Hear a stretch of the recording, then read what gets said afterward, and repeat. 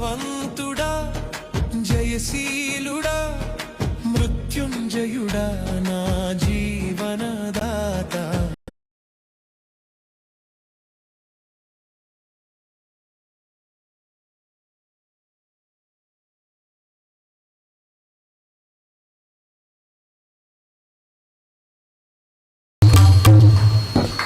సర్వకార్యములకు కర్తైన దేవ, పరిశుద్ధుడు పరిశుద్ధుడు పరిశుద్ధుడు పరిశుద్ధుడని వివేల దూతల చేత కొనియాడబడుతున్న తండ్రి, ఈ శ్రేష్టకర సమయమును బట్టి ఏర్పాటును బట్టి కొందనాలు. మాకంటి గొన్నలు గొప్పవారు దైన శ్రేష్టమైన వారు అనేక మంది లోకాన్ని విడిచి ఉండగా వారికంటే యోగ్యులమని దినాన్ని చూడలేదు తండ్రి.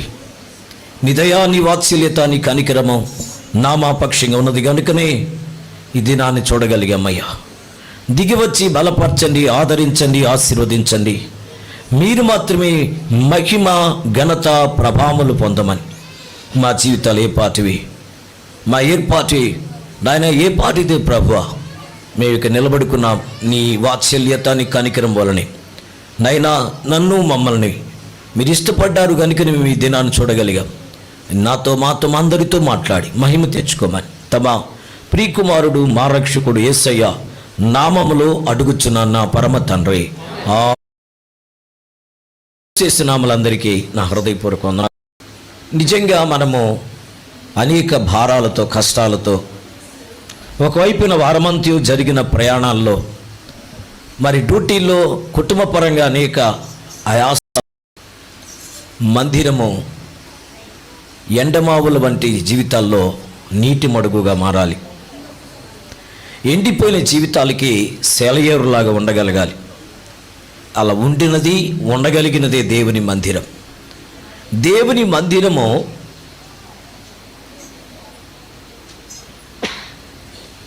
కీడులో ఉన్న వారికి మేలే చేస్తుంది కానీ ఎట్టి పరిస్థితిలో కీడు చేయదు. అందుకని అపోస్తల కార్యం 10:38 అంటాడు, అదేదనగా అని ఆరంభించి ఒక మాట అంటాడు. చూడండి ఒకసారి వీలైతే అపోస్తల కార్యములో ఒక మాట ఉంది ప్లార. 10వ అధ్యాయములోకి రండి. 10వ అధ్యాయము 38వ వచనం ఇలా చెబుతుంది ప్లార. అదేదనగా దేవుడు నజరేయుడైన యేసును పరిశుద్ధాత్మతోను శక్తితోను అభిషేకించెను అన్నది.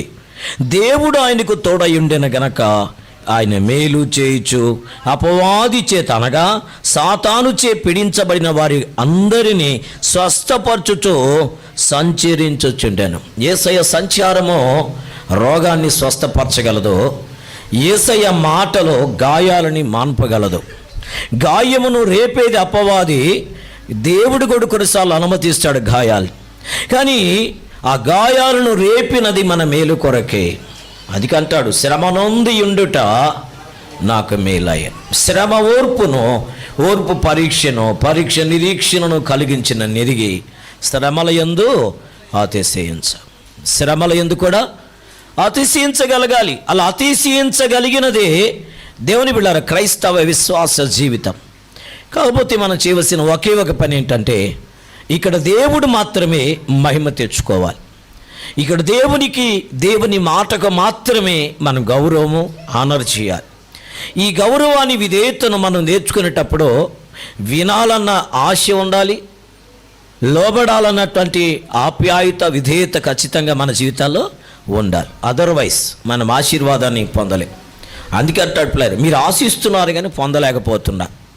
కారణం ఏంటంటే, మీరు నా మాటల కంటే మీ తండ్రి యొక్క అపవాది మాటలకే మీరు చెవి ఎగుతున్నారు. అపవాదికి తావిచ్చిన వాడు మందిరంలో కనబడడు. అపవాదికి తావిచ్చిన వాడు మందిరంలోకి వచ్చిన దేవుని వాక్యాన్ని వినడు. మందిరమునికి వచ్చి వాక్యమును విన్నప్పటికీ దానికి విధేయత చూపించడు. సో వింటే ఏముందిలే, పర్వాలేదు. మందిరానికి ఒకవైపున రాకపోవటము ఒక భయంకరమైన పొరపాటు అయితే, పాత నిబంధన ప్రకారం ఈ క్రొత్త నిబంధన దినాల్లో కానీ వచ్చుంటే బాగుండేం అనిపిస్తుంది. కారణం ఏంటి అంటే, పాత నిబంధనలో దేవుని మందిరమును ఆరాధన దినములు గడపపోతే వారిని ధర్మశాస్త్ర ప్రకారం రాళ్ళు తీసుకొని కొట్టి ఏం చేయాలి? చంపేయాలి. అంటే వాడు బ్రతికి ఉంటే ఏం లాభమో, చనిపోతే అప్ అండ్ డౌన్ అవుతా ఉంది వోల్టేజ్. దేవుని బిడ్డలు గమనించండి, ఈరోజు నేను తెలియజేసే మొదటి పదం ఏంటంటే, మన జీవితం ధన్యకరంగా దీవెనకరంగా ఉండాలంటే ఈ దిన వాక్యాన్ని మిమ్మల్ని మీరు సిద్ధపరచుకోవాల్సిందిగా మనవి. నేను ఆల్రెడీ సిద్ధపడ్డాను. దేవుడు నాతో మాట్లాడిన మాటని కళ్ళ ముందు తీసుకోవడం ఇష్టపడ్డాను కాబట్టి ఇంత ధైర్యంగా మీ కళ్ళ ముందు నేను ఈ వాక్యాన్ని ఉంచబోతున్నాను. చూడండి ఒకసారి పరిశుద్ధ బైబిల్ గ్రంథంలోకి, క్రొత్త నిబంధనలో మత్తయి సువార్తలోకి రండి. మత్తయి సువార్త 13వ అధ్యాయంలో దేవుని బిడ్డలారు గమనించండి, 3వ వచనం నుంచి 8వ వచనం దాకా అందరం కలిసి జాగ్రత్తగా నిదానంగా, కొంతమంది చాలా ఫాస్ట్గా చదువుతారు, ఫాస్ట్గా వెళ్ళొద్దు, కొంతమంది స్లోగా చదువుతారు, మరీ స్లోగా కూడా చదవద్దు, అందరూ కలిసి చదువుకుని. ఆయన వారిని చూచి చాలా సంగతులను ఉపమాన రీతిగా చెప్పాను. ఎట్లనగా, ఇదిగో విత్తువాడు విత్తుటకు బయలు వెళ్ళాను. వాడు విత్తుచూ ఉండగా కొన్ని విత్తనములు త్రావ పక్కన పడాను. పక్షులు వచ్చి వాటిని మృంగివేశాను. కొన్ని చాలా మన్ను లేని రాతి నేలను పడాను. అక్కడ మన్ను లోతుగా ఉండనందున అవి వెంటనే మొలిచెను, కానీ సూర్యుడు ఉదయించినప్పుడు అవి మాడి వేరు లేనందున ఎండిపోయాను. కొన్ని ముండ్ల పొదలలో పడెను. ముండ్ల పొదలు ఎదిగిన వాటిని అణచివేశాను. కొన్ని మంచి నేలను పడి ఒకటి 100 ఒకటి 60 ఒకటి 30 ఫలించాను. దేవునికి స్తోత్రం కలుగునుగాక. హల్లెలూయా. క్రీస్తు నామములో కొన్ని నిమిషాలు పిల్లల్ని మీ అధీనంలో ఉంచుకోండి. ఎవరి పిల్లల్ని అరవనియొద్దు. నేను మరలా చెప్తున్నాను, వాళ్ళకి అయితే బిస్కెట్టో లేకపోతే చాక్లెట్ జలుబు చేస్తుంది అనుకుంటే పావులో గీలో ఏదో ఇవ్వండి, కానీ అరవనియొద్దు. పిల్లల్ని మందిరానికి తీసుకురండి, కానీ పిల్లల్ని మీ అధీనంలో ఉంచుకోండి. ఎందుకంటే ఇది మన ఇల్లు కాదు. ఎవరి ఇల్లు ఇది? దేవుని ఇల్లు కనుక మనం జాగ్రత్తగా ఉండాలి. ఎంఆర్ఓ దగ్గరికి వెళితే సెల్ ఫోన్ ఆన్లో పెట్టుకుని వెళ్తామా? బల్లగేడు కూర్చున్నాము, ఎంఆర్ఓతో మాట్లాడుతున్నాం. ఎంఆర్ఓ నీ వల్లే నా వల్లే ఒక వ్యక్తే, కానీ అధికారి కాబట్టి అధికారి దగ్గర ఏం చేస్తాం మనము? సెల్ ఫోన్ ఆపేస్తాం. సెల్ ఫోన్ ఆపేసి అంతా ఎంఆర్ఓ దగ్గరికి. ఇట్లాంటి ఎంఆర్ఓ వాళ్ళు కొన్ని లక్షల మందిని సృష్టించిన దేవుడు. ఆ దేవుని దగ్గరికి వచ్చిన మనం ఎంత జాగ్రత్తగా ఉండాలి? ఎత్తుకోమని చాక్లెట్ ఇచ్చేసాను, తీసుకెళ్ళిపోండిట. దేవుని బిడ్డలారు గమనించండి. ఈ శ్రేష్ఠకర సమయంలో చూడగలిగినట్లయితే ఇక్కడ మనం ఒక ప్రత్యేక సందేశాన్ని మనం వినగలం. విత్తుట కోయుట. ఏంటంట? విత్తుట కోయుట. బాగా విన్నట్లేరు. ఈ విత్తుట కోయుట అనేటువంటి దగ్గర వాక్యం ఏం చెబుతుంది? 3వ వచనములో ఆయన వారిని చూచి చాలా సంగతులు ఉపమాన రీతిగా చెప్పారు. ఈ మాట దగ్గర ఆగితే ఆయన ఉపమానము లేకుండా ఏదియో చెప్పలేదు అని ఒక దగ్గర ఉంది. ఉపమానం ఎందుకు అంటే అది అందరికీ అర్థం కావాలి గనక. ఉపమానము చెప్పితే వాళ్ళకి హత్తుకుంటుంది కాబట్టి కదండి. బాగా గమనించండి. ఉపమానం ఏంటి? సింపుల్ అండ్ షార్ట్ కట్లో చెప్తాను. అత్త మీద కోపము టక్కన అర్థమైపోయింది, పెద్ద చెప్పాల్సిన అవసరం లేదు. ఏంట్రా మీ ఆవిడ అలా పగలగొట్టేసిందంటే మా అమ్మ మీద కోపం అని చెప్పేయాలి కరెక్ట్గా కదండి. ఏంట్రా మీ ఆవిడ మీ బాబుని అంత వాత పెట్టిందంటే వాడేం చేయలేదు, మా ఆవిడతో తగివేసింది, ఆమెతో మాట్లాడలేక నాతో చెప్పలేక ఎవరి మీద చూపించింది? పిల్లోడి మీద చూపించేసింది. అందరికీ అర్థమైపోయింది. ఎవరో కోపము ఎవరో మీద చూపించడం. ఇది ఎన్ని కోణాలైనా చెప్పొచ్చు. చూసారండి, బాగా వినంట్లేరు. ఈరోజు చాలామంది దేవుని మందిరములో కూడా ఇదే పరిస్థితి కనబడుతుంది పిల్లారా. అది వాక్యపరంగా మనం ఆలోచన చేస్తే ఈ సమయంలో శ్రేష్టకరమైన సందేశాన్ని ఆత్మదేవుడు మన ముందు ఉంచడానికి ఇష్టపడుతున్నాడు. మనం ఆలోచన చేయగలిగితే మొట్టమొదటిసారిగా అంటాడు, దేవుని వాక్యమును విత్తుట కొరకై పరలోకము నుండి దిగివచ్చినటువంటి కాపరి లేక వ్యవసాయకుడు మనం ఆరాధిస్తున్న మనము కొరకై సిలువల యాగమైపోయిన యేసుక్రీస్తు వారు. దేవునికి స్తోత్రం కలుగునుగాక. మొదటిది, ఆయన పరలోకము నుండి భూలోకానికి ఎందుకు వచ్చాడు అంటే వాక్యమని విత్తనములను పరలోకానికి మనం నడిపించుట కొరకై ఈ భూమి మీద మన దగ్గరికి వచ్చి విత్తనాటికి వచ్చాడు. విత్తబడేటువంటి క్షేత్రము లేక భూమి ఏమిటంటే మన హృదయాలు. బాగా వినంట్లేరా. ఈ విత్తబడి విత్తనములు ఎక్కడట? పొలం ఏంటది? మన క్షేత్రం, హృదయ క్షేత్రము. హృదయ క్షేత్రం మన హృదయములో దేవుని వాక్యాన్ని విత్తి పరలోకానికి మనం నడిపించడానికి పరిశుద్ధుడైన దేవుని కుమారుడైన యేసుక్రీస్తు వారి భూలోకానికి వచ్చాడు. ఇది మొదటి అనుభవం ప్లాన్. సో రెండవది ఏమిటి అని కానీ ఆలోచిస్తే ఆ స్థలమే మన హృదయ కవాటము. మూడవది ఏంటంటే దేవుని బిళ్ళారా, ఈ విత్తనములట కొన్ని విషయాల్లో మనం ఎలా విత్తాలి అంటే కన్నీళ్లతో విత్తాలి. బైబిల్లో చాలా చక్కగా ఉందండి. ఆంధ్రకస్య కీర్తనలో ముందున్న భక్తులు దేవుని బిళ్ళారా, ఈ బ్యాప్టిస్టు, లూథరన్, సిఎస్ఐ సంబంధించిన బ్రాండెడ్గా ఉన్నటువంటి కొన్ని ఫ్రంట్ లైన్ చర్చెస్ వాళ్ళు అందరూ ఏం చేస్తారంటే ఎప్పుడు కూడా దేవుని బిళ్ళారా ఇండివిజువల్గా ఉన్న దేవుని బిళ్ళ గమనించండి, లేక ఇండివిజువల్ చర్చెస్లో ఉన్న కాపర్లాగా ఎట్టంటే అట్ట మాట్లాడరు వాళ్ళు. ఎందుకంటే మేము కాపర్లం అనే విషయాన్ని వారు మర్చిపోరు. కాపర్లము అన్న దగ్గర దేవుడే మాకు ఇచ్చిన అధికారము, కానీ ఏదంటే అది మాట్లాడకూడదు అనేటువంటి విషయాన్ని వాక్యంలోనే వారు వివరిస్తూ మాట్లాడతారు. ఒకవేళ ఏదైనా ఎగ్జాంపుల్ చెప్తున్న వాక్యంలోంచే మాట్లాడతారు వాళ్ళు, ఇంకెక్కడి నుంచి తీసుకురారు. అందుకనే ఆ సంఘాలు వర్ధిల్లాయి, ఇంకా వర్ధిల్లుతూనే ఉన్నాయి. ఈరోజు ఇండివిజువల్గా వచ్చినటువంటి వారు డైరెక్ట్గా దేవుని దగ్గర నుంచి వచ్చేసినంత దేవుని బిళ్ళరా విర్రవీగే దుష్టత్వముతో, ఆధ్యాత్మిక అహంకారముతో ఏదంటే అది మాట్లాడతారు ప్లాన్. అది మాట్లాడడానికి దేవుడు అనుమతి ఇవ్వడు, నేనైనా ఇంకొకరైనా దేవుడు. చూడండి, యేసుక్రీస్తు వారు ఆయన వచ్చినది మరి ఆ పరలోక సంబంధమైన దేవుని వాక్యం అనే విత్తనాలను విత్తడానికి వచ్చాడు. పొలం ఏంటంటే మానవుని యొక్క హృదయం అనేటువంటి క్షేత్రము. ఈ విత్తనములు ఎలా విత్తాడు యేసుక్రీస్తు వారు? కన్నీళ్లతో విత్తాడు. అందుకనే ఆంధ్రకస్తే కన్నీళ్లతో వితేడు వారలానందంబుతో నిన్నాడు కోయుదూర నేడి వాగ్దతంబుతో మన్నాను కోరు భక్తులార నిండు మైత్రితో. మైత్రి అంటే భాష కరెక్ట్గా ఉంటుంది, కరెక్ట్ నిర్వచనాలు ఉంటాయి అక్కడ. మైత్రి అంటే ప్రేమ, ఐక్యత. చూసారంటే నిండు మైత్రితో మానవ ప్రేమతో చాటుదాము చాటుదాము చాటుదాము చాటుదాము చాటుదాము చాటుదాము సత్య సువార్తను. బాగా ఆలోచించండి ప్లాన్. సో ఇంతకీ ఈయన ఏ రీతిగా ఆయన రక్తం కార్చి, మొదటిది కన్నీళ్లతో, అంతకంటే ప్రముఖంగా రక్తం కార్చాడు. అది ఎక్కడంటే శిలువ అనే క్షేత్రములో ఆయన రక్తము కార్చి, రక్తముల ద్వారా అంటే రక్తము ద్వారా తన జీవితాన్ని ఈ భూలోకానికి రక్తపు విత్తనాలతో ఆయన దేవుని బిళ్ళరా రక్షించడానికి నీ ఎడల నా ఎడల జాలిగొన్నాడు. ఇక్కడికి వచ్చి ఎవరిని ఆయన తృణీకరించడో, ఎంత పాపినైనను ఆయన ప్రేమించే దేవుడై ఉన్నాడు. ఆయన అంటాడు బైబిల్లో ఒక మాట, ఎన్నిసార్లు తప్పిదము చేస్తున్నా మరలా తిరిగి చెప్తున్నాడు, ఇప్పటికైనా పర్వాలేదు మారు మనసుకు తావివ్వు, ఇప్పటికైనా పర్వాలేదు పాపాన్ని ఒప్పుకొని నీవు విడిచిపెట్టు కనికరించబడతావు. ఒప్పుకొని విడిచిపెట్టిన వాడు కనికరించబడును అంటాడు పిల్లరా. ఒప్పుకొనక కప్పుకుంటే నీకు నీవే నీ గోతిని తవ్వుకుంటున్నావు అనమాట. ఒప్పుకొనక కప్పుకుంటే, కప్పుకొనక ఒప్పుకొని విడిచిపెట్టిన వాడు కనికరించబడతాడని లేఖనం చాలా స్పష్టంగా చెబుతాను.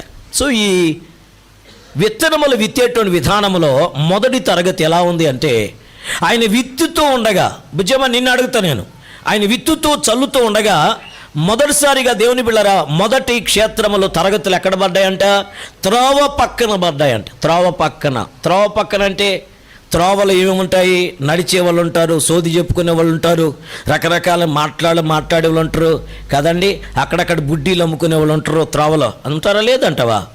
టక్కని చెప్పేయండి, ఉంటారు కదా కదండి. సంచిలోని ఎక్కడొకటి పెట్టుకొని వచ్చే వాళ్ళకి తెలుసు ఇక్కడైతే బుడ్డి దొరుకుతుంది, వచ్చే వాళ్ళకి తెలుసు వీళ్ళకైతే దేవుని బిళ్ళ గమనించండి ప్యాకెట్ దొరుకుతుందని వాళ్ళకి తెలుసు.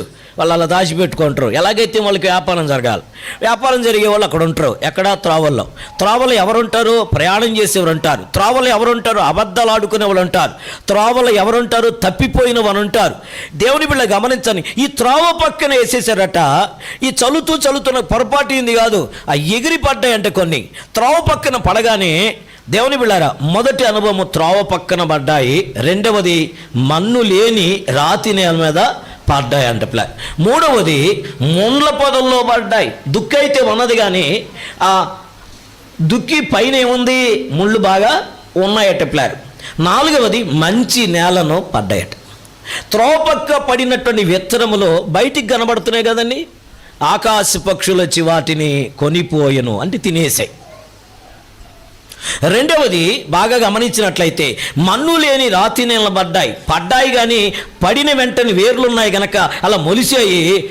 మన్ను లేదు కాబట్టి రాతి నేల మీద ఉన్నవి ఎండిపోయినాయంట. మూడవది ఎలా ఉందంటే మొండ్ల పొదలు పడ్డాయి, ఏదో పోయింది, ఎదగడానికి సిద్ధపడ్డాయి, ఎదుగడానికి ఎత్తి ప్రయత్నిస్తున్నాయి, కానీ పైన ఉన్నటువంటి ఆ ముళ్ళు ఏం చేస్తున్నాయి, దాన్ని అణిచివేస్తున్నాయంట. మూడవ అనుభవం. నాలుగవ అనుభవం ఏంటంటే పైన ముళ్ళ తప్పలు లేవు, కింద అయితే సాయిల్ బాగుంది, నీరు బాగుంది, ఎండ వేడి బాగు తగులుతుంది, ఆక్సిజన్ కరెక్ట్గా ఉంది. దేవుని బిడ్డలు గమనించండి, మరి అవి నాటివి లేక చల్లినట్టుగా ఎదుగుతూనే ఉన్నాయి. ఎదిగి ఎదిగి ఎదిగి 30 అంతులు 60 అంతులు 100 అంతులుగా ఫలించేసాయి. ఈరోజు మనం గమనించగలిగినట్లయితే కొంచెం ముందుకెళితే దైవవాక్యములు అంటాడు, దేవుని యొక్క వాక్యం చూడని 13:23 వచ్చిన చూడండి ప్లార్. 13వ అధ్యాయం. మంచి నేలను విత్తబడినటువంటి వాడు వాక్యమును విని గ్రహించువాడు అతివారు సఫలులై. అంటే మొదట ఏం చేయగలగాలి? మందిరానికి వచ్చిన తర్వాత వాక్యాన్ని వినాలి. విన్నటువంటి వాక్య విషయంలో చూడండి ప్లేరా, విన్నవారు గ్రహించాలి. గ్రహించకపోతే ప్రశ్నించండి సేవకుల్ని. చూడండి, వాక్యమును విని గ్రహించువాడు అతివారు సఫలులై, ఒకడు 100 అంతులుగాను, ఒకడు 60 అంతులుగాను, ఒకడు 30 అంతులుగాను ఫలించెను. 8వ వచనం చూడండి ఏం మాట్లాడుతున్నాడో. 8వ వచనం, కొన్ని మంచి నేలను పడి ఒకటి 100 అంతులుగాను, ఒకటి 60 అంతులుగాను, ఒకటి 30 అంతులుగాను.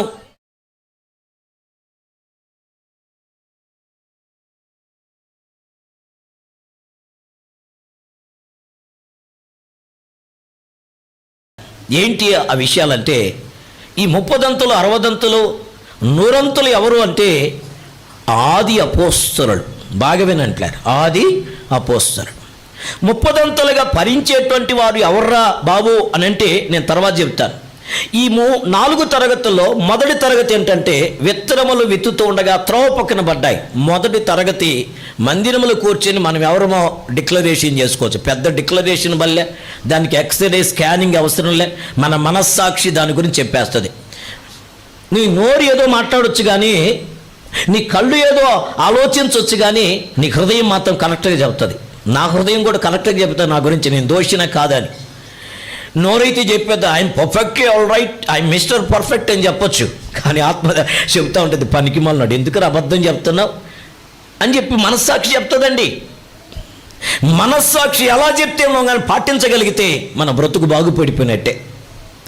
ఇందులో మొదటి తరగతి ఎవరంటే కొత్త నిబంధనలో హేరోదు మరియు పిలాతు, త్రోవ పక్కన విత్తనాలు అటవి. వారు ఈ యేసు లోకరక్షకుడు అని వాళ్ళకి తెలియదంటవా? మీరు చెప్పాలి. తెలుసా తెలీదా? తెలుసు. ఆయన లోకములో ఉన్న పాపుల రక్షణ కొరకే వచ్చాడని వారికి తెలుసా తెలీదా? ఖచ్చితంగా తెలుసు. కానీ వారి దగ్గర విత్తబడిన విత్తనాలు, వారి దగ్గర మాట్లాడిన మాటలు ఏమైపోయినాయి? త్రోవ పక్కన విత్తిన, త్రోవ పక్కన చల్లిన విత్తనములతో సమానం. ఈరోజు చాలామంది హేరోదులు పిలాతులు ఇక్కడ చాలామంది ఉన్నారు. నో డౌట్ వారిలో ఒకవేళ నేనే అయితే నన్ను కూడా దేవుడు లెక్క అడుగుతాడు. మీరోని మీ మీద ప్రశ్న వేయటం లేదు. మన జీవితంలో అలా ఉండకూడదు. అలా ఉన్నట్లయితే మన బ్రతుకు ఒకసారి పరిశీలన చేసుకుందాం. మన బ్రతుకు ఒకసారి పరిశీలన చేసుకుందాం. అసలు ఇక్కడికి వచ్చిందే పరలోక రాజ్యానికి వెళ్ళడానికి, ఇక్కడికి వచ్చింది రక్షించబడ్డానికి. ఇక్కడికి వచ్చి రక్షించబడిన మనము ఆ రక్షణ లేని వారి కొరకు సాక్షిగా జీవించట కొరకే. ఎలా ఉండకూడదు?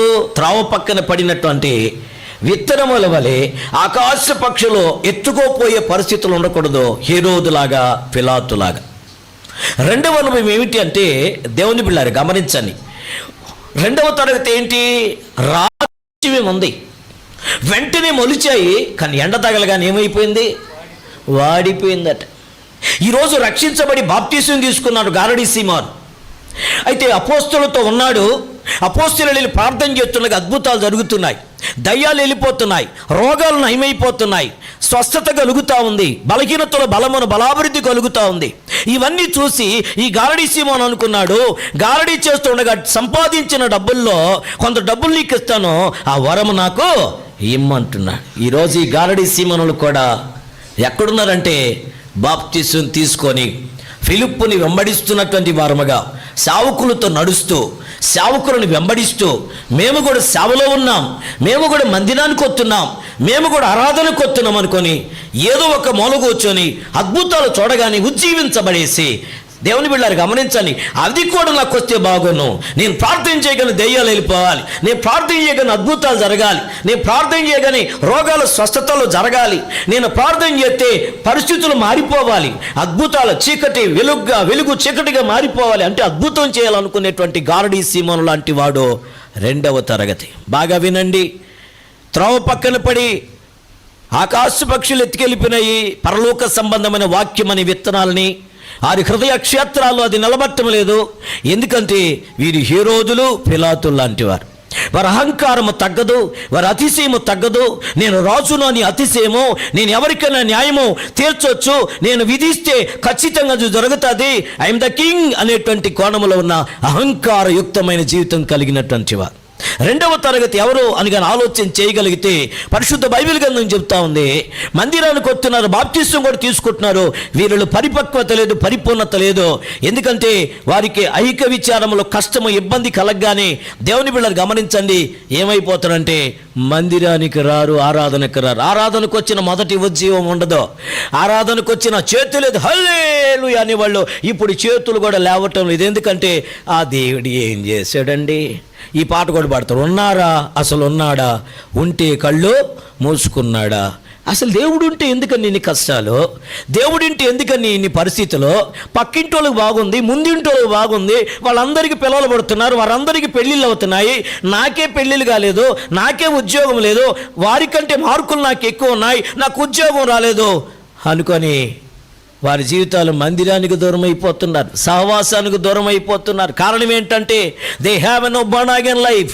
వారు తిరిగి జన్మించిన అనుభవం లేదు, మారు మనసు నిర్వచనం వాళ్ళకి తెలియదు, పట్టు లేదు, అద్భుతాలు జరిగితేనే దేవుడు. ఎవరిలాగా ఈ గారడీ సీమోనులాగా. అప్పుడు అపోస్తలులు అంటున్నారు, బాబు అద్భుతాలు జరగాలి, డబ్బులు ఇస్తానంటున్నావే, నీ డబ్బులతో ఈ యొక్క వరాన్ని కొనుక్కోలేవు, నీ హృదయము దేవుని ఎదుట సరిగా లేదు. అందుకని ఈరోజు చాలా మంది మందిరానికి వచ్చేసి మరలా అటు ఇటు తిరిగేస్తున్నారు. కారణం ఏంటంటే ఇక్కడ ఏం అద్భుతం జరగట్లేదంట, అక్కడ గాని పోతేనంట చెయ్యి పెట్టక ముందు అగ్ని దిగుతుందంట. అగ్ని దిగేది ఇప్పుడు కాదు, తీర్పు సమయం వస్తుంది, అప్పుడు అగ్ని దిగేది. ఈరోజు ఏ సేవకుడైనా ప్రార్థన చేస్తున్న అగ్ని దిగింది అంటే అది అగ్ని కాదు, ఇతను కూడా అపవాదికి తావిచ్చిన వ్యక్తిగా మారిపోతున్నాడు. పిల్లారా, పరిశుద్ధాత్మ దేవుడు వస్తే పరిశుద్ధాత్మ దేవుడు కార్యం చేస్తుంది, వేరుగా ఉంటుంది. పిల్లారా, ఈరోజు చాలా మంది భ్రమలో ఉన్నారు. చూసారని తమ స్వకీయ దురాశలను అనుసరిస్తూ వారి కొరకు సేవకులను ఏర్పరచుకుంటున్నారు. ఎందుకంటే వారి గాయాలుగానే ఉండాలి, గాయం మీద పట్టుతుంటుంది కదా చెక్కు ఒకటి, ఆ చెక్కు లోపల పస్సు ఉంటుంది అన్నమాట, చీము. ఆ చెక్కు తీసి చీము తుడిస్తే మంట ఎక్కుతుంది కదా, అలాంటి మంట ఇడుకుండకూడదు, దానిపైనే తావాలన్నమాట. సూపర్, నువ్వు భలే బాగున్నావక్క, భలే నీలాగా ప్రార్థన చేసే ఎవరు లేరక్క, అన్నా స్తోత్రం అన్నా నువ్వు సూపర్ అన్నా అనేటువంటి వారు ఉండాలి.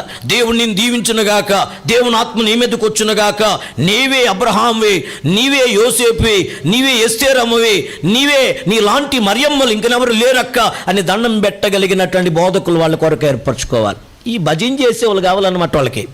కానీ రహస్యం ఏమిటి అంటే దేవుని బిళ్ళారా, గారడీ సీమోను జీవితం అలాంటిది. 2వ తరగతి మారు మనసు పొందారు, బాప్తీసం పొందారు, కానీ మందిరానికి వస్తారు. కానీ దేవుని బిళ్ళారా, వారు దేని మీద ఆధారపడతాడు? అద్భుతాలు, ఆశ్చర్యం. దేవుడు అద్భుతాలు చేయడా? ఖచ్చితంగా చేస్తాడు. అసలు ఆయన పేరే ఆశ్చర్యకరుడు, ఆయన పేరే అద్భుత కుమారుడు, ఆశ్చర్యకరుడు, ఆలోచనకర్త, బలవంతుడు, దేవుడి నిత్యుడు, తండ్రి సమాధాన కర్తయగు అధిపతి అని ఆయనకి పేరట. ప్రైజ్ ది లార్డ్, హల్లెలూయా. మరి అంత గొప్ప దేవుని ఆరాధిస్తా గారడీ సీమోన్లాగా ఎంతకాలం ఉంటావు? విత్తబడిన పరలోక విత్తనాలు నీ హృదయ క్షేత్రాలు పనిచేయకుండా మొలిసినట్టే మొలిసి చచ్చిపోతావంటే చచ్చిన బతుకుతా ఉన్నావు. పనికి మాలిన జీవితం జీవిస్తున్నామని దేవుడు అడిగితే మన బ్రతుకులు ఏమవుతాయా? పైకి భలే ఉద్యోగం అన్నావు, పాట ఇస్తే ఉద్యోగం వస్తుంది, వాక్యం ఇస్తే ఉద్యోగం వస్తుంది, పొగిడితే ఉద్యోగం వస్తుంది, ప్రశంసిస్తే ఉద్యోగం వస్తుంది, డబ్బులు ఇచ్చిన తర్వాత చెప్పితే ఉద్యోగం వస్తుంది. వీళ్ళ కోసం డబ్బు వాయించాలా, వీళ్ళ కోసం తబలాలు వాయించాలా, వీళ్ళ కోసము వంత పాడాలా. ఒకవేళ చెప్పకపోతే పాస్టర్ గారు శుద్ధ దండగా అసలు ఈ చర్చే వేస్ట్ అనుకుంటారు. కారణం ఏంటంటే వీళ్ళ పేరు గారడి సీమోన్. వెంటనే మొలస్తారో కానీ వెంటనే చల్లారిపోతారు అనమాట కదా. అందుకనే ఒక భక్తుడు పాట రాస్తారు స్టీవెన్సన్ గారు, వినగాని ఉజ్జీవము రేపకంట, వినగాని స్తోత్రం హల్లెలూయా అంటారంట, మళ్ళీ తపక్కన జరిపోతారంట కదండి. తాటాకు అన్నమాట, తాటాకు మంట ఏగానే మండుతుంది. నిప్పుండల్లా, నిప్పుండదు, ఎందుకంటే అది ఆకు తాటాకు కాబట్టి సరసర మండి దబక్కన పడిపోద్ది. ఇట్లా సలసలా మండేటోడు సపక్కన పడిపోతారు. అలా కాకుండా ఎప్పుడు మండుతూ ఉండాలి. ఈ ఉదయకాలపు ఆరాధనలో మీరు వాక్యం కానీ వింటే ఇంటికి వెళ్ళి చూడండి ప్లేరా, దేవుని బిళ్ళారా బాగా గమనించండి ప్లేరా. అక్కడ చూడగలిగినట్లయితే, మనము బాగా గమనించగలిగినట్లయితే దేవుని యొక్క సన్నిధి ప్రత్యక్షత చూసారండి. యెహోవా ప్రసన్నతలో బలిపీఠం ఎప్పుడు మండుతూ ఉంటుందట. బలిపీఠం ఎప్పుడు మండుతుంటుంది. అది పగల మండాలి, రాత్రంతా మండాలి, 24 గంటలు మండుతూనే ఉండాలి. మండుతూ ఉండాలని మోషే అహరోనుకు ఆయన పిల్లలకు చెప్పు.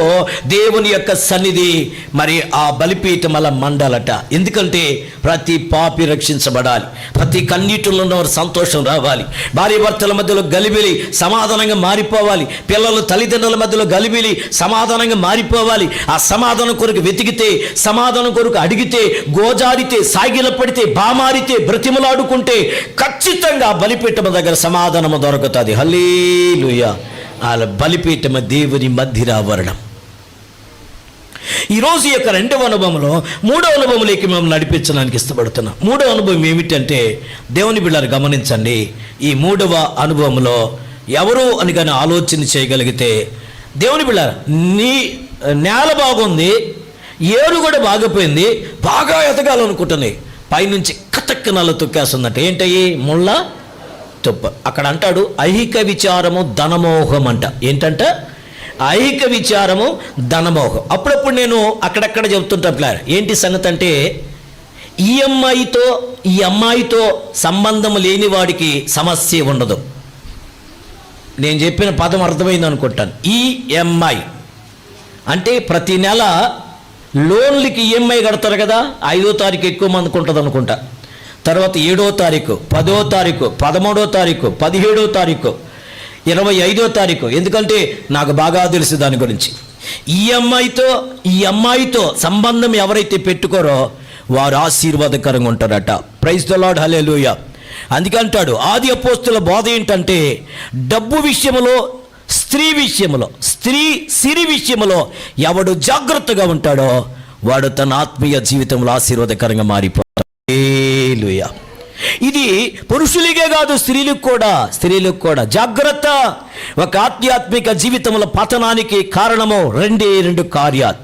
రెంటిలో మొట్టమొదటిది స్త్రీ అయితే, దానికంటే ఘోరమైనది ఒకటి ఉంది, సిరి అంటే డబ్బులు లేకపోతే డబ్బులు కొరకు వారు నీచమైన ప్రవృత్తి కూడా, అబద్ధం చెప్పడానికి, మోసం చేయడానికి, చివరికి తనకున్నటువంటి వ్రతాన్ని కూడా భంగం చేసుకోవడానికి వెనకంచి వేయరు. అలా వేయడానికి కారణం ఏంటంటే డబ్బు. అలా పడిపోవడానికి కారణము వ్యామోహము, శరీర కార్యము. ఈ రెంటిని ఎవరు జయించగలరో వారు ఖచ్చితంగా దేవుని బిడ్డలారా దేవుని కొరకే 100 ఫలమును ఫలిస్తాడు. హల్లెలూయా.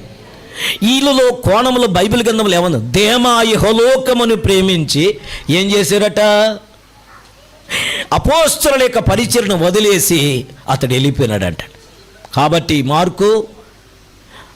తిమోతి, నీవు మార్కుని చేతబట్టుకొని నా దగ్గరికి వచ్చేని పౌలు గారు మాట్లాడతారు ఇట్లా. కాబట్టి ఎవరు ఈ 3వ తరగతి అంటే దేమాని కాదు ఇట్లారా, యోధా ఇస్కరియత్. 4వ తరగతి ఉంది. 4వ తరగతి ఏంటంటే, విత్తనములు విత్తుతుండగా మంచి నేలన పడ్డాయి. ఈ మంచి నేలన పడినటువంటి విత్తనములట 100 అంతలు, 60 అంతలు, నోరు తెరవండి, వాతావరణం చల్లంగా ఉంది, నిద్రపోతున్నారా? 30 ఇలా ఫలించాలి అంటే ఎవరు అంటే ఇప్పుడు వాక్యం చూపిస్తానండి. ప్రకటన గ్రంథం 12వ అధ్యాయములకు రండి. ప్రకటన గ్రంథం 12వ అధ్యాయం 11వ వచనం.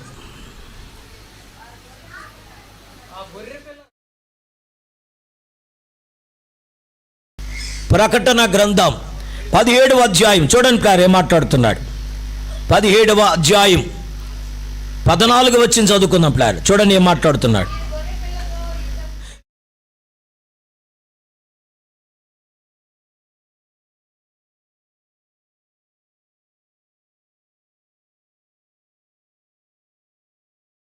పడి విత్తబడి విత్తనము బాగా పెరిగి 100 60 30 ఫలించిన అనుభవము ఎవరిది అంటే ఆది అపోస్తలుల యొక్క అనుభవం.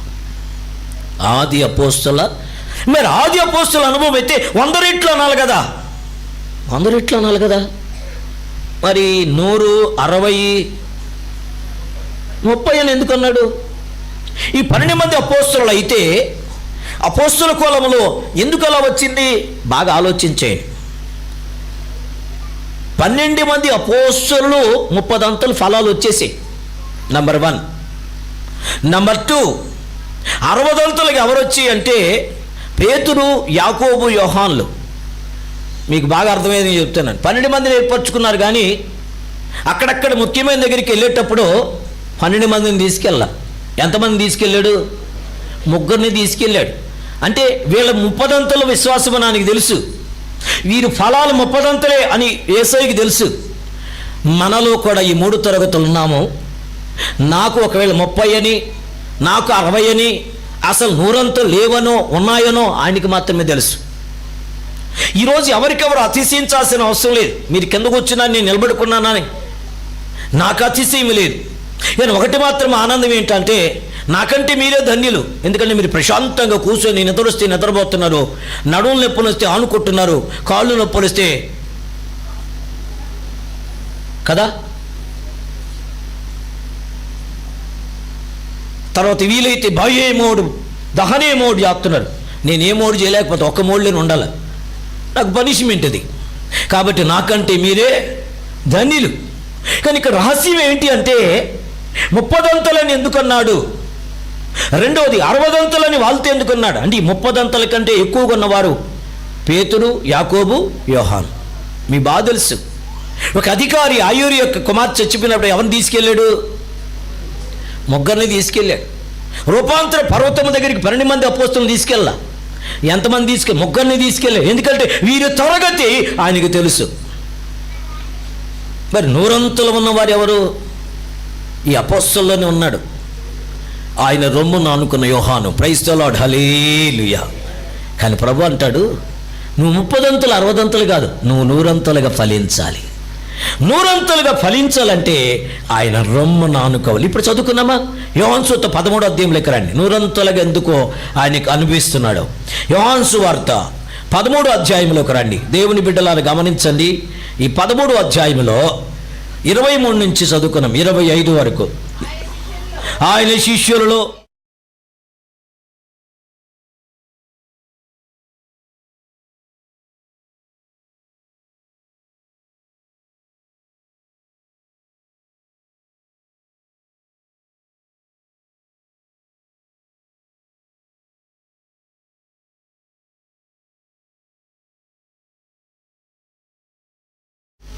యోహాను భక్తునికి సైగ చెప్తున్నాడు, యేసుక్రీస్తుని అడగమని. ఏమే పేతురు, నువ్వు అడగొచ్చు కదా. అందరూ శిష్యులే, అందరూ లోపలికి వెళ్ళదగిన వారు కాదు. అందరూ లోపలికి వెళ్ళాలి అనుకున్న 3 కూడా దేవుని బిళ్ళారు కాదు, ఒకే ఒక్కరట ఆయన రొమ్మును ఆనుకోగలిగిన. ఈరోజు నీవు నేను ఎలా ఉండాలంటే మందిరానికి రావటం, ఏదో ఒక మూల కూర్చోటం, ఆరాధన చేద్దాము, ఆరాధన చేతము అన్ని వేళల అని ఆరాధన చేసేసి ఆమేన్ స్తోత్రం ఇటు పెట్టేసుకొని వెళ్ళిపోవటం కాదు. 12 మంది 30 3 60 ఒకే ఒక్కరే 100. ఆ ఒక్కరు ఎవరంటే రొమ్మున ఆనుకున్న. ప్రైజ్ ద లార్డ్, హల్లెలూయా. చూడండి ఒకసారి 23వ వచనం నుంచి 25 దాకా చదువుకున్నాం. రొమ్మున ఆనుకొనుచు ఉండెను. ఎవరట? తను ప్రేమించిన ఒకడు యేసు రొమ్మున ఆనుకొనుచుండెను గనుక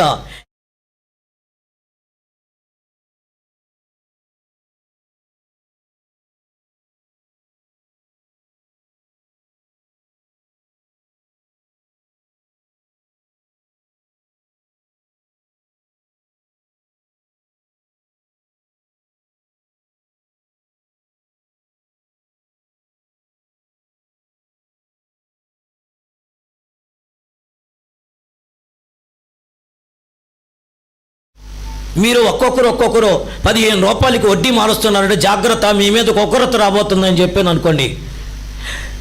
నేనే మార్చేదని నాకు తెలుసు మార్చేవాళ్ళకి. కానీ అందరూ అంటే ఇటు చూసి నువ్వా నువ్వా నువ్వా నువ్వా నువ్వా నువ్వా నేనా అని చెప్పు. ఎవరు అడగలేకపోతున్నారు. ఎవరమ్మా అర్థం కావట్లేదే అనుకొని పక్కన వాళ్ళు ఇంకొకరికి సైగ చేస్తాడు. పక్కన వాళ్ళు అంటారు, నేను అడగలేనమ్మా, నాకంటే భయం అంటే భయము. దేవుని పిల్లగా పక్కని అందరూ పోయి ఒక దగ్గరికి చెప్పేస్తారన్నమాట.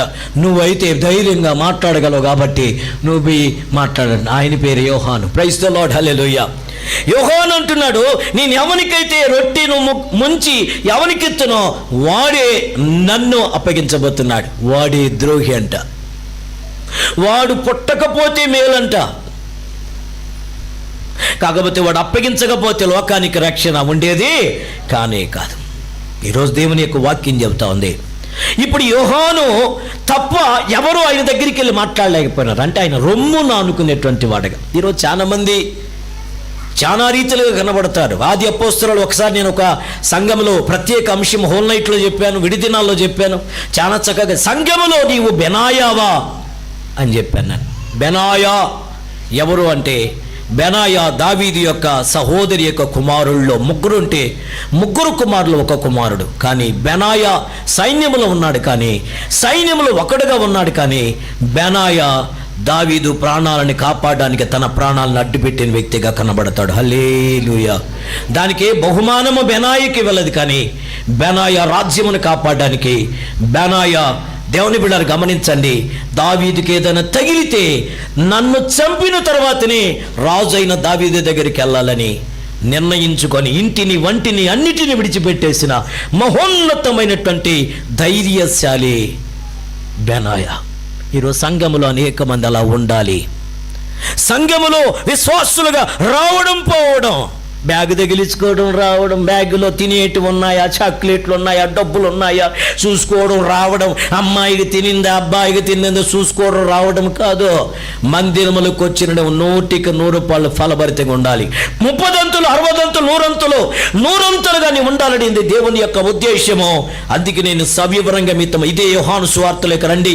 18వ అధ్యాయంలో ఒక చక్కటి మాట మీ కళ్ళ ముందు నేను పెట్టాలనుకుంటున్నాను. చూడండి, యోహాను సువార్త 18వ అధ్యాయంలో ఒక చక్కటి బోధ.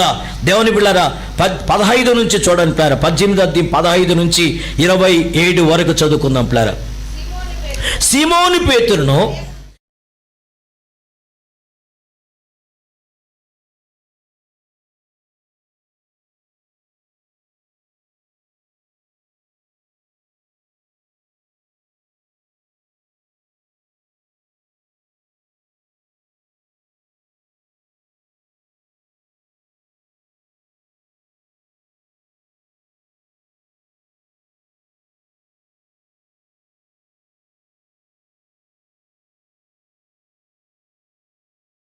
నాయపరంగా నిలిచిపోయినాడు. కానీ లోపలికి వెళ్ళినటువంటి నిలవరైనటువంటి వ్యక్తి మరలా పేతుర్ని బయట ఉన్న వ్యక్తిని లోపలికి తీసుకెళ్ళాడట. నువ్వు బయట గదిలో ఉండాల్సిందే, లోపలే ఉండాలి. యేసు ఎక్కడ ఉంటే నువ్వు అక్కడ ఉండాలి. ఈరోజు సంఘ కాపరి ఎక్కడుంటే అక్కడ ఉండగలిగిన అనుభవం. సంఘ కాపరితో గుంపుగా సాగిపోవటం కాదు, సంఘ కాపరితో ప్రభు యేసుక్రీస్తుతో సత్సంబంధం కలిగిన విశ్వాస జీవితం నీకు ఉండాలి.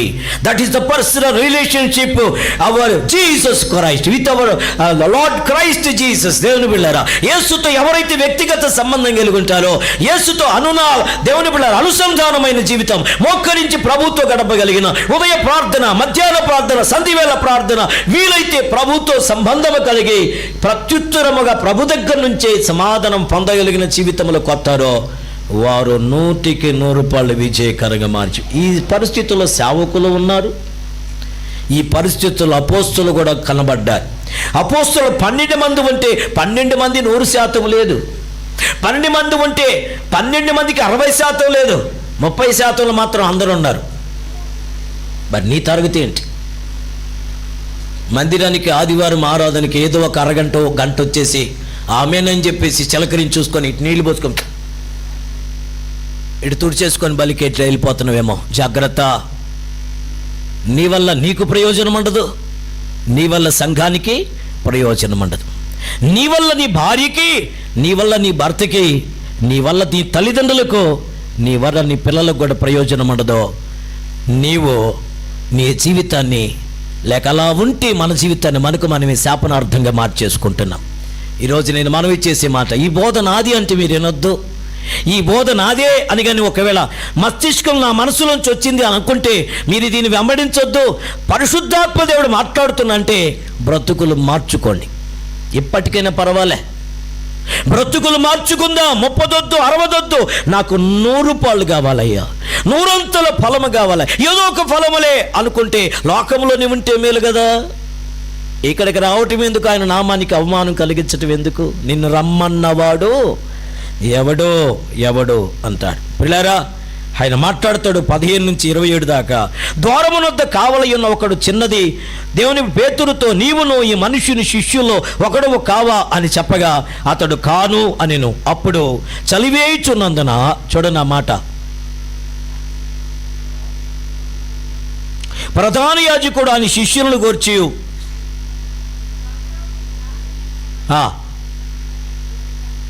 కారణం ఏంటి? ఎందుకు ఈయన దేవుని బిడ్డలు గమనించండి 100 ఫలించలేకపోయినాడు అని అంటే ఏ రకం ఇది? జారిపోయే రకం. సామెతి లోకంలో ఒక కవి రాశాడు, అక్కరకు రాని చుట్టము మ్రొక్కిన వరమియని వేల్పు, మోహరమున తాను ఎక్కిన భారని గుర్రాన్ని ఏం చేయాలంట?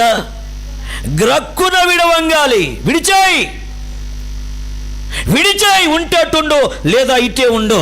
ఇట ఉంటే 100 ఫలించాలి. నీ వల్ల ఏంటి ప్రయోజనం? దేవుడు అడిగితే ఈరోజు చాలా మంది మందిరానికి వస్తారు, అటు ఇటు తిరిగేస్తారు, ఎక్కడో కూర్చుంటారు, దూరంగా కూర్చుంటారు. అసలు రమ్మన్నవాడెవడు, అక్కడ కూర్చోమన్నవాడెవడు? వచ్చిన నీవు ఇన్వాల్వ్ కాకుండా, వచ్చిన నీవు ఆరాధించకుండా, సేవకుని యొక్క మాటకు లోబడకుండా, సేవకుని యొక్క ఆలోచనకి, సేవకుని హృదయానికి అనుసంధానము కాకుండా, హృదయమును గాయపరుస్తూ, హృదయంతరంగములో మంట రేపుతూ, ఎంతకాలము నీ క్రైస్తవ జీవితం, ఎంతకాలం నీ భక్తి, ఎంతకాలము నీ యథార్థత, ఎంతకాలము నీ ఆరాధన? ప్రతిదానికి సమయం కలదు. యేసు సహనానికి ఆలస్యం అవ్వచ్చేమో కానీ ఖచ్చితంగా తీర్పు విధించకమనిపే మారు మనసు పొంది 100 ఫలించి యోహాను వలె జీవితాన్ని మార్చుకోవడానికి సిద్ధపడే. పేతురు జీవితం ఎందుకు 60 అంటే ఆయన ముమ్మారు అబద్ధమాడాడట, బొంకాడట. ముమ్మారు. ఈరోజు అంటాడు, ఇస్సాకు విత్తనముల విత్తి ఆ సంవత్సరం అందట ఏం జరిగిందట? 100 ఫలమట. నీవు కూడా ఫలం. అది కూడా ఆ సంవత్సరము ఫుల్గా వర్షం వచ్చి కదా ఆయన 100 పండింది. కరువు వచ్చేసింది. ఆయన అంటాడు, గెరారులు తనున్నాడు. ఆ దేశమందు ఐగుప్తులో గెరారు అనే ప్రాంతం ఉంది. ఆ ప్రాంతంలో ఉండగా కరువు వచ్చేసింది. కరువు వచ్చినప్పుడు దేవుణ్ణి అడిగాడు, ప్రభా విత్ ఎవర్ పర్మిషన్ నేను వెళ్ళిపోతాను, ఐగుప్తికి పారిపోతా, ఇదిగో గెరారులో నేను ఉన్నాను అంటే ఆయన నువ్వు ఇక్కడే ఉండు అన్నాడు. కరువు ఉంది కదా. కరువు వచ్చినప్పుడు మా బాబు అయిన అబ్రహాము ఐగుప్తికి వెళ్ళాడు కదా, అందుకేరా బాబు మీ బాబు అడక్కుంటే వెళ్ళాడు కనుక ఇబ్బంది పడ్డాడు. నువ్వు అడుగుతున్నావు కనుక నువ్వు ఇక్కడే ఉండు, నన్ను అడిగేవు కనుక కరువులో కూడా నేను దీవించబోతాను. హల్లెలూయా. ఆయన అంటాడు, పిల్లలు ఒక చెట్టును గురించి పోలుస్తూ ఒక మాట అంటాడు. ఏంటి ఆ మాట అంటే, దేవుని పిల్లలు గమనించండి, అది ఎండ దెబ్బకు వాడదట. హల్లెలూయా. వడదెబ్బ దానికి తగలదట, తన కాలమునందది ఫలమియ్యక మానదట. Praise the lord. హల్లెలూయా. ఈ అమెరికా పరికరంలో ఉంది, దేవుని కాపరికములో ఉన్నది. ఏ దేవుడు పోషించగలడు, ఏ దేవుడు ఫలింపచేయగలడు, ఏ దేవుడు నూరంతల ఫలాన్ని ఇవ్వగలడో ఆ దేవుని మీద, ఆ దేవుని కవిగిల్లో, ఆ దేవుని హస్తములో అది ఉన్నది గనక అదే పరిస్థితి ఇస్సాకునకున్నది. ఇస్సాకు ఆ దేశమందు ఉన్నవాడు. ఆదికాండం 26:12 అంటాడు, ఇస్సాకు విత్తనము విత్తి అనైనా ఇస్సాకు ఆ దేశమందు ఉన్నవాడై, చూసారండి ఏంటంట, విత్తనము వేసి ఆ సంవత్సరము ఎంతంట, నూరంతలు పిల్లలు బాగా గమనించండి. ఒక ఒక మాట అంటాడు పిల్లలు, ఒక యాపిల్లో లోపల ఎన్ని గింజలు ఉన్నాయి చెప్పగలమంట. నారంజి ఫలములో ఎన్ని తొనాలు ఉన్నాయో చెప్పొచ్చు. కరెక్ట్గా చెప్పండి, టక్కని తెలిసిన వాళ్ళు ఎవరంటే, నారంజిలో ఎన్ని తొలాలు ఉంటాయి? డబ్బలు వస్తాయి కదా, ఆరెంజ్ కమల 9 కదా. వెరీ గుడ్ 8 వస్తాయి, మధ్యలో ఒక చిన్నది ఉంటుంది, ఖచ్చితంగా 9 వస్తాయి. దాని లోపల ఎన్ని గింజలు ఉంటాయంటే, కొన్నిట్లో గింజలు తక్కువగా ఉంటాయి, కొన్నిట్లో ఎక్కువగా ఉంటాయి. పిల్లరా బాగా గమనించండి. అయితే ఆ యొక్క నారంజులో ఎన్ని గింజలు ఉంటాయో చెప్పగలం, కానీ లెక్కబెట్టి ఒక్క గింజలో ఎన్ని చెట్లు వస్తాయి ఎవడు చెప్పలేడంట. ఒక్క గింజలో ఎన్ని చెట్లు వస్తాయి. చాలా అన్నాడు, ఒక గింజలో ఒక చెట్టు కదంటే అన్నాడు. ఆ చెట్టు మరలా పెరిగి మరలా గింజలు వస్తాయి. ఎన్ని చెట్లు వస్తాయి దానివల్ల? ఒకటే విత్తనం. ఆయన అంటాడు, ఒక్కని ద్వారా సమస్త భూమిని నింపడానికి. అపోస్తలులైన 17వ అధ్యాయంలో ఈ మాట ఉంది. ఎవరి గురించి? మొదటి మానవుడైన ఆదాముని గురించి అపోస్తలుడైన దేవుని పిల్లరా, మరి పౌలు గారి కంటే ముందున్నటువంటి లూకా భక్తుడు రాస్తాడు అపోస్తల కార్యములు. ఒక నరుని ద్వారా భూమినంతా నిండించాలని. ఈ భారతదేశంలో 140-150 కోట్ల మంది ఉన్నారంటే, ఈరోజు ప్రపంచమంతా 850 కోట్ల మంది ఉన్నారంటే, వీళ్ళందరూ ఎక్కడి నుంచి వచ్చారట? ఒక విత్తనమే, ఒక ఆదామే. ఆ తర్వాత నోవహు వంశావళి వచ్చింది. షేము, హాము, యాపేతు. మనమున్న ప్రాంతమంతా యాపేతు యొక్క సంబంధించినది. మరొక ప్రాంతమంతా దేవుని బిడ్డ గమనించండి, మీ బాధలు చెప్పులారా, ఈ యొక్క నోవహు యొక్క సంతానమైన షేము, హాము, యాపేతు యొక్క సంతానము తప్ప ప్రపంచంలో వేరొక డిఎన్ఏ లేదు.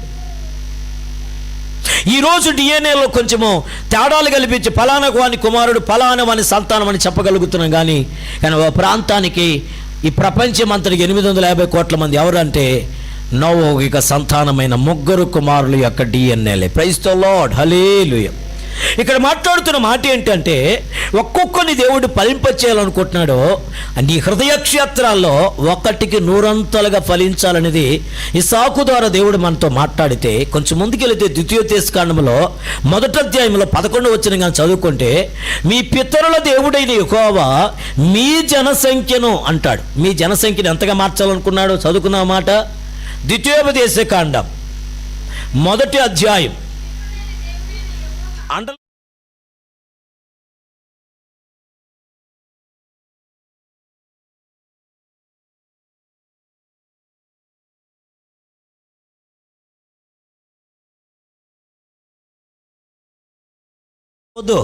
ఎన్ని రెట్లంట? 1000 రెట్లు. అందుకని ఈ మాటలుగా ఆలోచిస్తే, ఏమైనా చేయగలవు, కథ మొత్తం మార్చగలవు, నీ నామముకే మహిమంతా తెచ్చుకుందువు.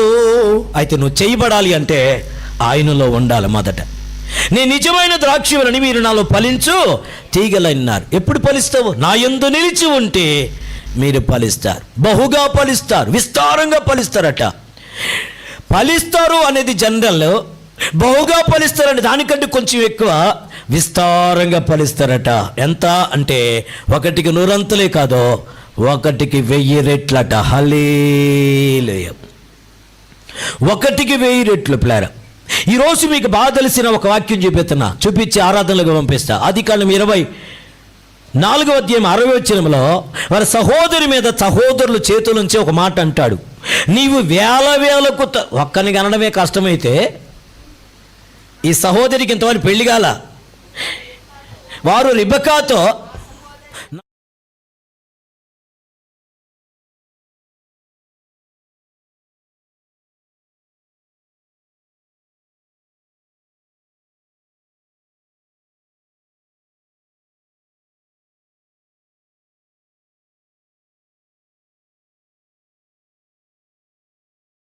అయితే నీవు నేను విత్తాలి, కోయాలంటే విత్తే విత్తనం ఎలా ఉండాలి, కోసే పంట ఎలా ఉంటుందో మీకు నేను వివరంగా మాట్లాడతాను. క్లియర్.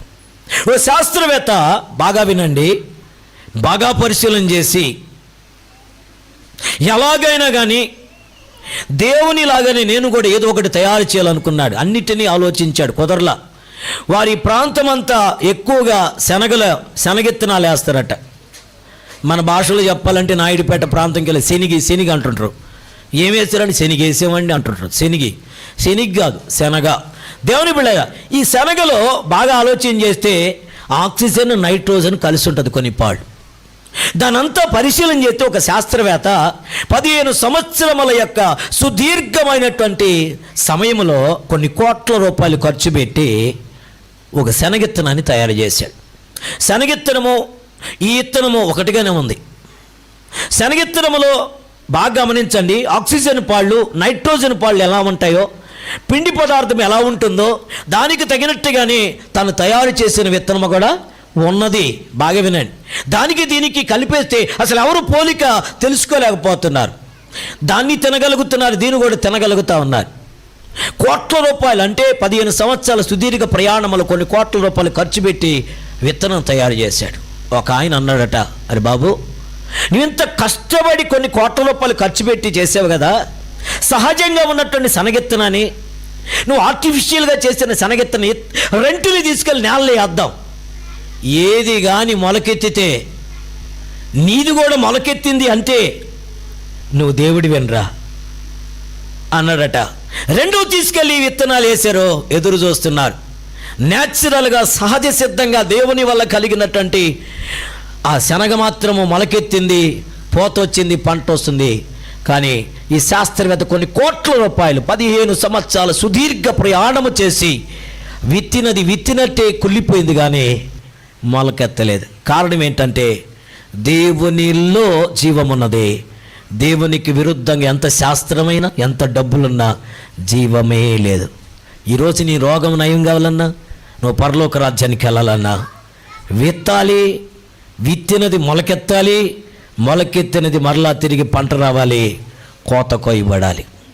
విస్తారమైన దీవెన నీకు కావాలి అంటే నీవు దేవునిలో, జీవము కలిగిన దేవునిలో ఉండాలి.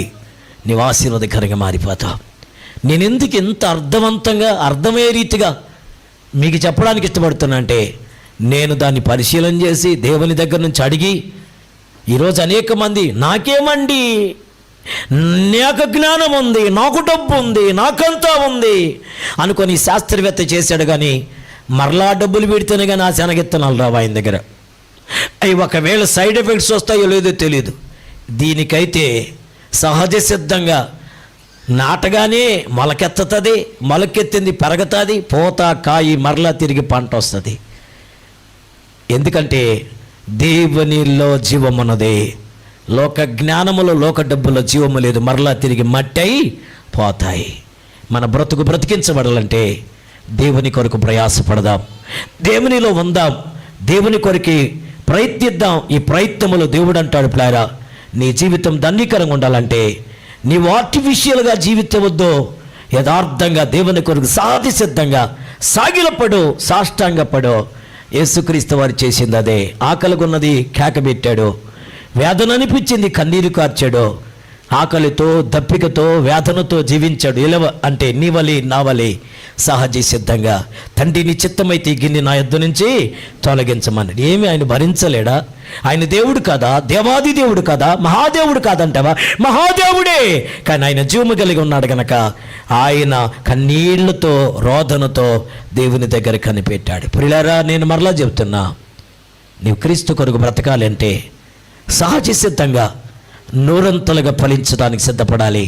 నూరంతలుగా ఫలించింది ఎవరంటే యేసుక్రీస్తు యొక్క రొమ్మును ఆనుకున్న శిష్యుడని యోహాను తప్ప ఇక నెవ్వరూ చేయలేకపోయినారు.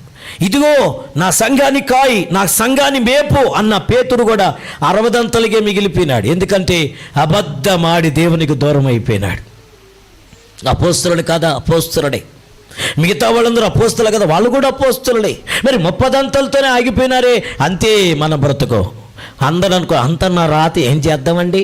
చాలా మంది అంతా నా రాత, అంత నా కర్మ అని కర్మకు అప్పగిచ్చేసి వీళ్ళు బతుకుల్లో మారడం వల్ల వీరి జీవితాలు దేవునికి అప్పగించుకోవట్లే. ఎందుకు కాకూడదు? నేను కూడా ఒక యోహాను. ఎందుకు కాకూడదు? రొమ్మున అనుకున్న యోహాను వల్ల నా జీవితము, బెనాయ వల్ల నా జీవితం ఎందుకు కాకూడదు? ప్రభు కొరకు బ్రతికి చచ్చిపోటుకు సైతం నిలబడినటువంటి ఆది అపోస్తలుల వల్ల నా బ్రతుకు ఎందుకు కాకూడదు? అలా చేయాలి అని అంటే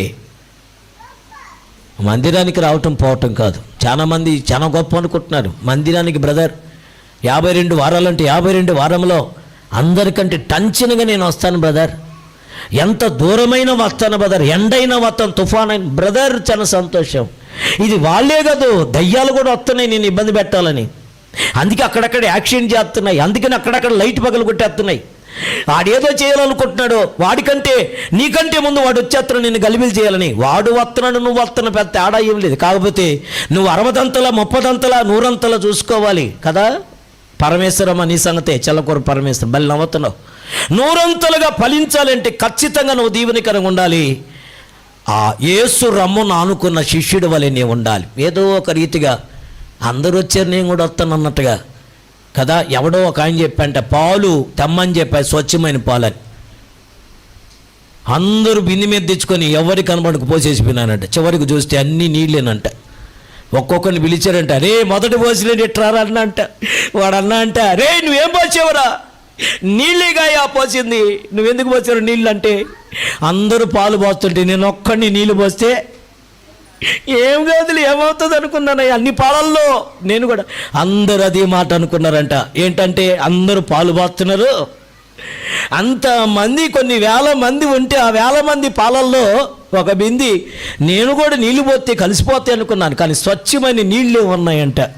అందరూ మోసం చేసి రాజుని హృదయంతరంగాని గాయపరిచేట. అప్పుడు అన్న అంటే పక్కనే ఉన్న మంత్రి, రాజా నేను చెప్పలేదా, నువ్వు అనుకుంటున్న నా ప్రజలందరూ చాలా మంచోళ్ళు, నా ప్రజలు లాంటి వాళ్ళు, వెనకాల కూర్చున్న పెద్దవాళ్ళు చాలా మంచోళ్ళు, ముందులో కూర్చున్నటువంటి పెద్ద మంతులు వాళ్ళందరూ నీతిమంతులు, వాళ్ళందరూ ఇట్టట్టులు అనుకున్నా కదా. అయ్యి వీళ్ళందరూ మంతులు సామంతులు అనేటువంటి మా లాంటి ప్రసంగికులందరూ మంచోళ్ళు అనుకున్నా కదా. అందరూ శుద్ధ దండగయ్యా, అందరూ ఏకంగా త్రోవ తప్పి పనికి మాలిన వాళ్ళు అయిపోయినారు. వాళ్ళందరూ నీళ్ళ బ్రతుకులే కానీ పాల బ్రతుకులు ఏదయ్యా అన్న అంట. ఇప్పటికైనా పర్వాలేదు, మారు మనసు పొంది యథార్థంగా స్వచ్ఛంగా ప్రభుత్వం ఆరాధించడానికి సిద్ధపడదాం. దేవుడు మనల్ని ఆశీర్వదించి తన జనాంగంగా మార్చడానికి సిద్ధంగా అందరూ లేచి నిలబడుకున్నాం. లేచి నిలబడుకున్న మనం రేపు పరిచయం చేయండి, నాకు పరిచయం చేయండి. నా పరిచయం ఏంటంటే ఈ విత్తేటువంటి విత్తనము అంటే సోయింగ్ అండ్ వీపింగ్లో, విత్తుట కోయుటలో మనం ఎలాంటి ఫలాలు ఫలించాలి, ఎలాంటి ఫలాలు ఫలించడానికి దేవుడు మన పక్షంగా ఆయన ఇష్టపడుతున్నాడు. ఇష్టపడేటువంటి మనసు ఆలోచన ఉంటే ఇప్పటి ఉన్న స్థలమున ఉన్న పాఠమా దేవుని చిత్తానికి అప్పగించు.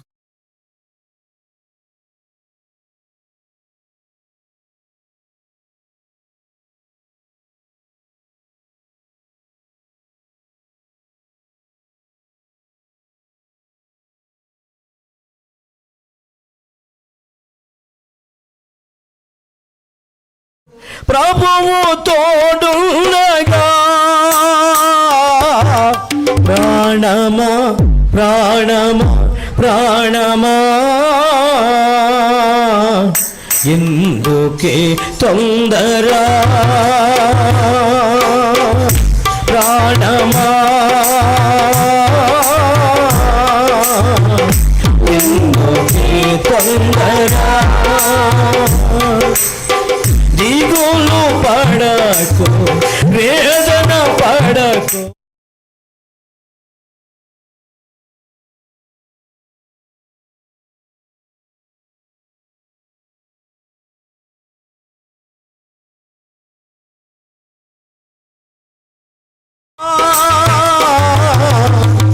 ప్రాణమా ప్రాణమా ప్రాణమా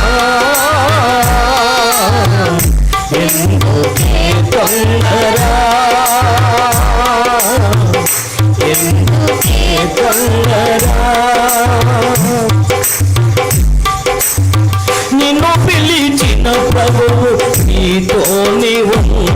ఉండగా దిగులేలా ప్రాణమా, నిన్ను పిలిచిన ప్రభువు నీతోనే ఉండగా దిగులేలా ప్రాణమా.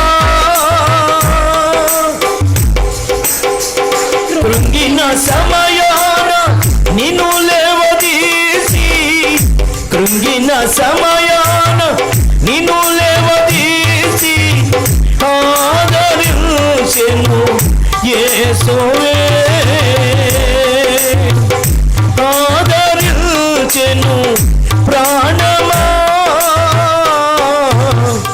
ప్రాణమా. ఎందుకే తొందర ప్రాణమా, ఎందుకే తొందర, దిగులు పడకు వేదన పడకు ప్రభువు తోడుండగా, దిగులు పడకు వేదన పడకు ప్రభువు తోడుండగా. ప్రాణమా ఎందుకే తొందర, ప్రాణమా ఎందుకే తొందర.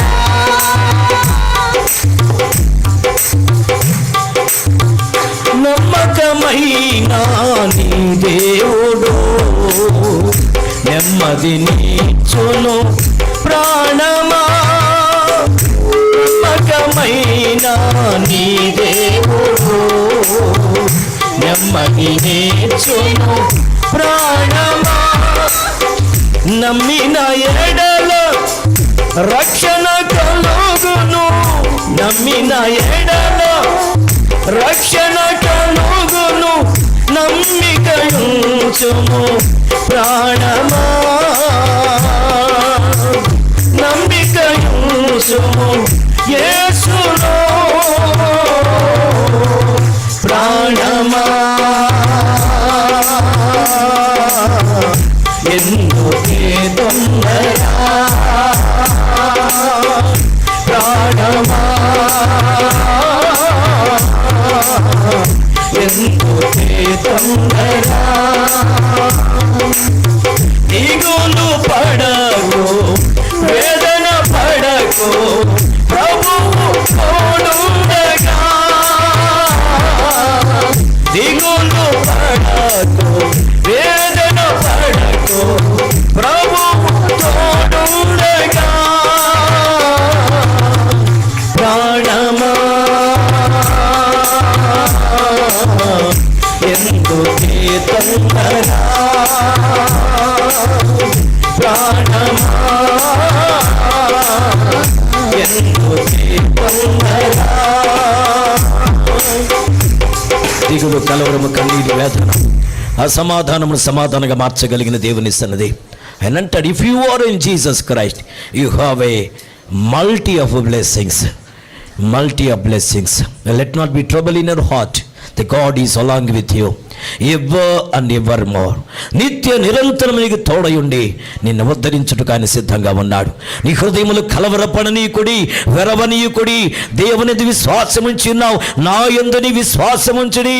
ఇదిగో నా తండ్రి ఇంట అనేక నివాసములున్నాయి, లేని ఎడల మీతో చెప్పుతున్నటువంటి యోహాను భక్తుని యొక్క మాట. ఆయన అంటాడు, మీ హృదయములో కలవరము కన్నీరు వ్యాధన కొట్టివేసి ఫలభరితంగా మార్చడానికి ఆయన సిద్ధపడుతున్నాడు. ఆయన అంటాడు, నువ్వు ఫలించాలి, నూరంతలుగా నీ ఫలించాలి, నూరంతలుగా ఫలించాలి, వెయ్యంతలుగా నువ్వు ఫలభరితంగా ఉండాలి. ఒకరిలో నుంచి 1000 మందిని ఇవ్వగలిగిన దేవుడు నిన్ను నీ కుటుంబాన్ని దీవించుటకు సమర్థుడై ఉన్నాడు. ప్రభు మీద ఆనుకో, ప్రభు మీద ఆధారపడు, ప్రభువుని హత్తుకొని నడుస్తున్నా మరి ఆయన రొమ్మును అనుకున్నట్టు నువ్వు హానువలు నీ జీవితం ఉంటే నువ్వు దీవెనకరంగా ఆశీర్వదకరంగా మారిపోతావు. స్థితులు మార్చగలిగే దేవుడు నిన్ను దీవించుటకు అని సిద్ధంగా ఉన్నాడు. దేనికి నువ్వు జడియవద్దు, దేనికి దిగులు పడొద్దు. అది రోగమా, ఆర్థిక సమస్య, కుటుంబ సంబంధమైన సమస్యల, వ్యక్తిగత పోరాటముల, కలవరముతో కూడిన పరిస్థితుల, చీకటి శక్తులతో పోరాటమా, చేతబడి తాంత్రిక వ్యతిరేక శుద్ర శక్తుల యొక్క ప్రభావమా, ఆయన విడుదలివ్వగలిగిన సమర్థుడు. నిన్ను ఆశీర్వదించుటకు అది అధికారమైన, అది ఎంత గొప్పదైనప్పటికీ, అది ఎంత పరిస్థితులు ఉన్నప్పటికీ, ఇవన్నీ దేవుని ఎదుట అన్ని నామములకు పైనామము కలిగిన దేవుడు నిన్ను దీవించడానికి సిద్ధంగా ఉన్నాడు. నీవు ఆశీర్వాదకరంగా ఉండబోతా ఉన్నాం. ప్రార్థన చేసుకున్నాం అన్న, మన ప్రార్థనలకు నడిపిస్తాను. మీకు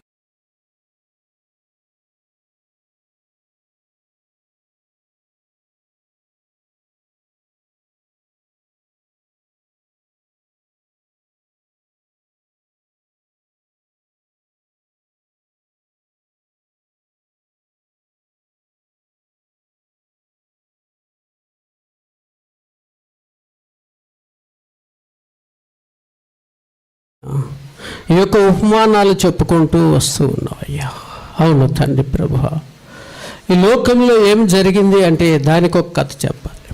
అవన్నీ చెప్పకుండా నాయన, ఇదిగో సింపుల్గా అర్థమయ్యేటట్టు నాయన తండ్రి, నీవు లేఖన భాగంలో శిష్యులకు వివరించావు. నీకు స్తుతులు స్తోత్రాలు చెల్లిస్తున్నాం. అవును తండ్రి ప్రభువా, ఇదిగో తండ్రి, మనుషులకు అర్థమయ్యే భాషలో నాయన తండ్రి నువ్వు మాట్లాడిన విధానమును బట్టి నీకు స్తుతులు స్తోత్రాలు చెల్లిస్తున్నాం. అవునయ్యా తండ్రి ప్రభు, ఇదిగో విత్తువాడు విత్తుచుండగానే మొదలుపెట్టి నాయన తండ్రి, ఆ యొక్క విత్తనములు ఎక్కడ పెడుతున్నాయో నాయన, వాటి యొక్క స్థితి ఏందో తండ్రి ఎరిగిన దేవుడవు తండ్రి ప్రభు.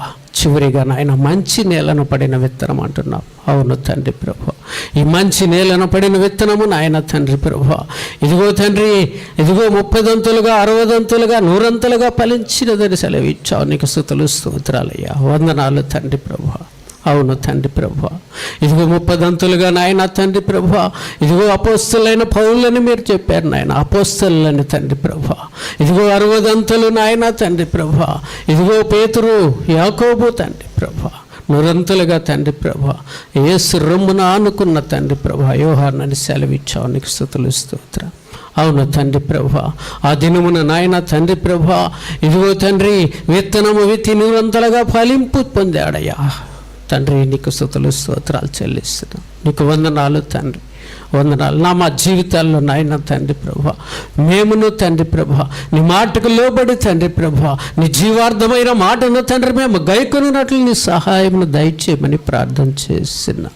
ఇంకనో తండ్రి ఈ లోకం వైపు చూచు నశిస్తున్నామేమో తండ్రి ప్రభు, మా యొక్క జీవితాలు తండ్రి ప్రభ మీరు అక్కడకు సిద్ధపడినట్లు నేను తండ్రి ప్రభ, ఇదిగో మేము మా జీవితాలు కట్టుకొనున్నట్లు తండ్రి ప్రభ, మేమును తండ్రి ప్రభ 100 ఫలము పొందుటకు నీ సహాయమును దయచేయమని ప్రార్థన చేస్తున్నాం. యోహానును తండ్రి ప్రభ పిలిచి నాయన తండ్రి నువ్వు మాట్లాడి ఉన్నావు. ఇదిగో నీ తల్లి, ఇదిగో నీ కుమారుడని నాయన. అవును తండ్రి ప్రభ, నమ్మకమైన వానికి మెండైన దీవెనలు కలవని తండ్రి ప్రభ, ఇదిగో మీరు మాత్రమే 100 ఫలములుగా ఫలించి నీకు స్తుతులు స్తోత్రాలు చెల్లిస్తున్నా. ఈ వాక్యము విని నాయన తండ్రి ప్రభ, ఇంకను ఈ లోకానుసారముగా తండ్రి ప్రభ శరీరాశ నేత్రాశ జీవపుడము కలిగిన బిడ్డలతో తండ్రి ఈ దినమును నీవు మాట్లాడి ఉన్నావు. నీకు స్తుతులు స్తోత్రాలు చెల్లిస్తున్నాం. వందనాలయ్యా. అవును తండ్రి ప్రభ, ఒక మనుష్యుడు నాయన వేయంతులుగా ఫలించినట్లుగా తండ్రి ప్రభ, ఇదిగో తండ్రి ఈ లోకంలో నాయన తండ్రి ప్రభ నీ జీవార్థమైన లేఖన భాగంలోని మాటలను తండ్రి ప్రభ, ఇదిగో ప్రతి బిడ్డ ఆయతపరచబడి తండ్రి ప్రభ నీ జీవ మార్గంలో నడుచున్నట్లు తండ్రి ప్రభ, నీ పరలోక రాజ్యంలో నాయన తండ్రి దాసుడు సెలవిచ్చినట్లుగా తండ్రి, ఇదిగో అక్కడ నివాసములు కలవు లేని ఎడల నేను మీతో చెప్పుదునని సెలవిచ్చిన రీతి నీ మాట్లాడి ఉన్నావు కదయ్యా. నీ మాటకు మేము చెవియొగ్గున్నట్లు నీ సహాయం దయచేయండి. పేతురు వల్లే మేము బొంకక నాయన, పేతురు వల్లే తండ్రి ప్రభా ఇదిగో పరిస్థితులను చూచి జడియక నాయన తండ్రి ప్రభా మేము ఇంకను స్థిరులుగా ఉండటకు నీ సహాయమును మాకు దయచేసి ఆ యొక్క సంఘమును తండ్రి ప్రభా నానాటికి వృద్ధి పొందించి మీరు అక్కడకు సిద్ధపడు సంఘముగా తండ్రి తీర్చిదిద్దామని మీ ప్రియ కుమారుడును మా రక్షకుడును యేసయ్య పరిశుద్ధ నామంలో వేడుకొంచున్న నా పరమ తండ్రి, ఆమేన్.